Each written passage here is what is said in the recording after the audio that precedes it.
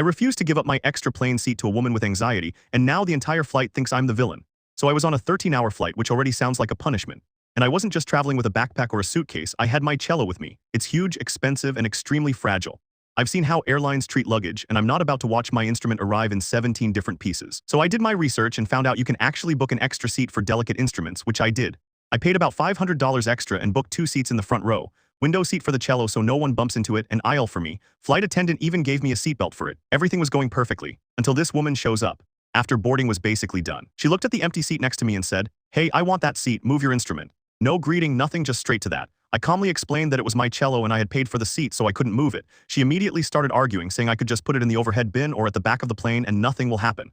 I told her again that I paid for both seats. She didn't care. She kept insisting and even tried to move the cello herself.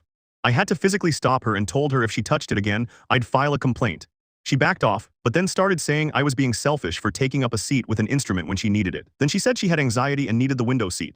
I asked why she didn't book one. She said she didn't have the money and by the time she booked, everything was already taken. At that point, I was getting frustrated. I put my headphones back on and tried to ignore her. That didn't work. She started crying, like full-on tears.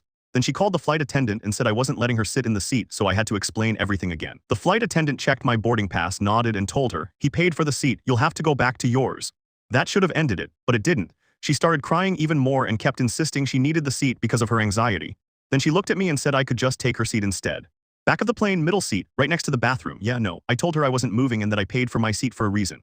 At this point, people around us started staring. It felt like the whole plane was watching, and somehow I was being made to look like the bad guy. I was tired, annoyed, and honestly done with the situation. So I finally said, "If you want the seat that badly, pay me for it."